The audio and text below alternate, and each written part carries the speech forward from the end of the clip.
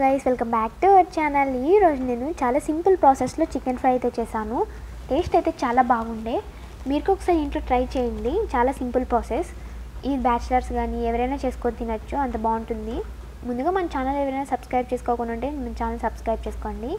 అలాగే చూసి వెళ్ళిపోకుండా లాస్ట్లో లైక్ చేయండి. మీరు లైక్ చేయడం వల్ల నా వీడియోస్ మరికొందరికి వెళ్తే నాకు హెల్ప్ అవుతుంది అనమాట. ఇది చికెన్ ఫ్రై అనేది చపాతీలోకి కానీ, రైస్లోకి కానీ, బిర్యానీలోకి కానీ చాలా బాగుంటుంది. ఇంట్లో మీరు ఒకసారి ట్రై చేసుకొని తినండి, చాలా బాగుంటుంది. ప్రాసెస్ ఏంటో చూద్దాం రండి. ముందుగా స్టవ్ మీద ఒక ప్యాన్ పెట్టి, ప్యాన్ బాగా హీట్ అయ్యాక ఆయిల్ వేసుకోండి. ఆయిల్ బాగా హీట్ అయ్యాక చెక్క లవంగా వేసుకోవాలి. అవన్నీ బాగా వేగాక మనం ముందుగానే వాష్ చేసి పెట్టుకున్న చికెన్ మొత్తం దీంట్లోకి వేసేసుకోవాలన్నమాట. ఎప్పుడైనా కానీ కూర వండేటప్పుడు చికెన్ మొత్తం వాష్ చేసి కూర వండాలి, లేదంటే దాంట్లో ఉన్న బ్యాక్టీరియా కానీ వైరస్ కానీ మనకు బాడీలోకి పోయి హెల్త్ ప్రాబ్లమ్స్ వస్తాయన్నమాట. అందుకని చికెన్ ఎప్పుడైనా కానీ వాష్ చేసి చార వండుకోండి. ఇలా చికెన్ మొత్తం వేసుకున్న తర్వాత ఒకసారి బాగా కలుపుకోవాలన్నమాట. ఇలా ఒకసారి బాగా కలుపుకున్న తర్వాత మూత మూసి పెట్టేసి ఒక 5 మినిట్స్ బాగా ఉడకనివ్వండి. ఇదంతా మీడియం ఫ్లేమ్లోనే జరగాలి. హై ఫ్లేమ్లో పెడితే త్వరగా మాడిపోతుందన్నమాట. మీడియం ఫ్లేమ్లో బాగా ఉడికిస్తే చికెన్ కలర్ మొత్తం ఇలా వస్తుందన్నమాట. ఇలా వచ్చినప్పుడు కొద్దిగా సాల్ట్ వేసేసి ఒకసారి బాగా కలుపుకోవాలి.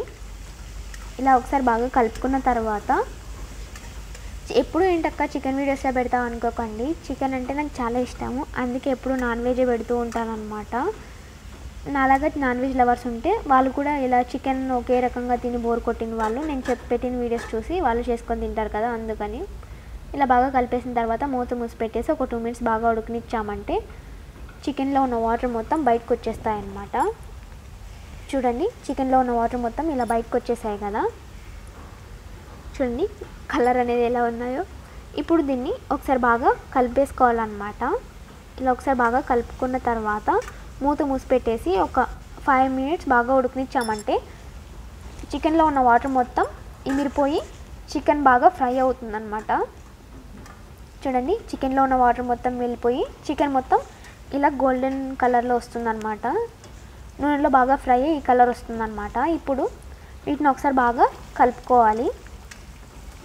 ఇలా ఒకసారి బాగా కలిపేసుకున్న తర్వాత ఇప్పుడు దీంట్లోకి మనము మసాలాలు వేసుకోవాలన్నమాట. ముందుగా మీరు ఎంత కారం తింటారో దానికి తగినట్టుగా కారం పొడి వేసుకోవాలి. నేనైతే 2 స్పూన్స్ వేసుకుంటున్నా చిన్న స్పూన్తో. తర్వాత 1 స్పూన్ ధనియాల పొడి వేసుకోవాలి. అలాగే 1.5 స్పూన్ చికెన్ మసాలా పొడి వేసుకోవాలి. తర్వాత చిన్నగా కట్ చేసిన కొత్తిమీర వేసేసుకొని ఒకసారి బాగా కలిపేసుకోవాలన్నమాట. ముందుగానే మనము మీడియం ఫ్లేమ్లో అన్నిసార్లు బాగా ఉడికిపెట్టాం కాబట్టి 80% బాగా ఉడికిపోయి ఉంటుంది. ఇప్పుడు ఈ మసాలా వేసేసి ఒకసారి బాగా కలిపేసి ఒక 5 మినిట్స్ మీడియం ఫ్లేమ్లో బాగా ఉడికినిచ్చామంటే ఆ 20% కూడా బాగా ఉడికిపోతుందన్నమాట. చూడండి, మూత మూసి పెట్టేసి ఒక 5 మినిట్స్ బాగా ఉడికినిచ్చామంటే చికెన్ బాగా ఫ్రై అయిపోతుందన్నమాట. చూడండి, చికెన్ మొత్తం బాగా ఉడికిపోయింది. ఇప్పుడు ఒకసారి బాగా కలిపేసుకొని ఫైనల్ టచ్గా కొత్తిమీర దీని మీద వేసేసి మూత మూసిపెట్టేసి స్టవ్ ఆఫ్ చేయడమే. ఇది మనము ఏమిట్లోకైనా సర్వ్ చేసుకొని తినచ్చు. టేస్ట్ చాలా బాగుంటుంది. మీరు ఒకసారి ఇంట్లో ట్రై చేయండి. ఇది చపాతీలోకి కానీ, రైస్లోకి కానీ, బిర్యానీలోకి బాగుంటుందన్నమాట. ఇది ఎవరైనా చేసుకోవచ్చు, బ్యాచిలర్స్ కూడా చేసుకోవచ్చు. అంత ఈజీ ప్రాసెస్ కదా, మీరే చూసారు కాబట్టి.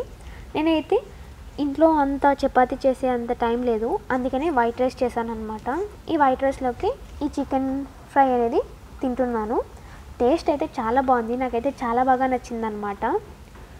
ఎప్పుడు ఒకే స్టైల్లో తిని బోర్ కొడితే ఇలా నేను చెప్పిన ప్రాసెస్లో చికెన్ ఫ్రై చేసుకొని తినండి, బాగుంటుందన్నమాట. ఈ వీడియో నచ్చితే లైక్ చేయండి. Bye bye.